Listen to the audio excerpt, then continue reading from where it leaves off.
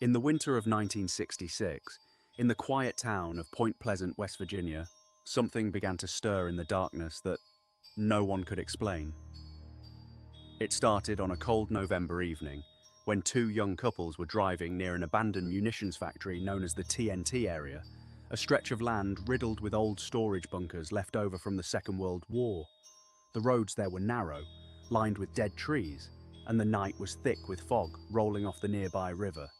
As their car crawled along the empty road, one of them noticed two glowing red eyes staring out from the darkness near an old generator plant.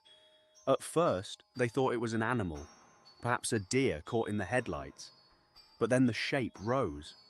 It stood over 7 feet tall, with wings folded against its back, and its eyes did not blink, did not look away. They said later that the glow from those eyes was not reflected light. It seemed to come from within, as if something ancient and hungry was watching them from behind a mask of shadow. The driver panicked and sped away, but when he checked the rearview mirror, the creature was gone from where it stood.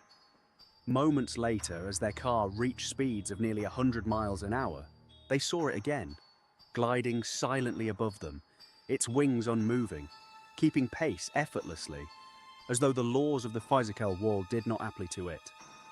It made no sound, no flapping, no cry, nothing but the wind rushing past the windows and their own breathing sharp and terrified in the silence. They reported the sighting to the police that same night, shaken and pale, and within days more reports began pouring in from across the town.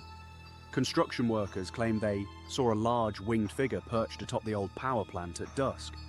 A volunteer fireman described a man-like shape, with wings that unfolded to reveal a span of nearly 10 feet, standing silently near the riverbank before lifting into the sky without a single sound.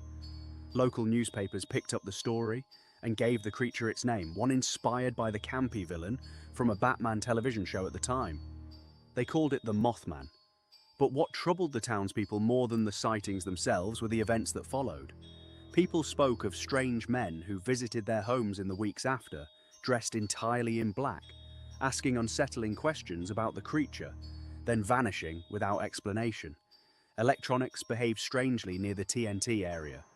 Radios crackled with static, televisions flickered even when unplugged, and dogs refused to go near the old bunkers, growling at empty air as though something stood there that human eyes could not fully perceive. For 13 months, the sightings continued, growing more frequent as the months went on, until December of 1967, when the unthinkable happened. The Silver Bridge, which connected Point Pleasant to Ohio across the Ohio River, collapsed during evening rush hour traffic, plunging dozens of cars into the freezing water below. 46 people lost their lives that night. In the aftermath, many recalled the strange warnings they had felt in the months leading up to the tragedy. The feeling of being watched, the sense of dread that had settled over the town like a fog that never lifted. Some said the Mothman had been trying to warn them all along.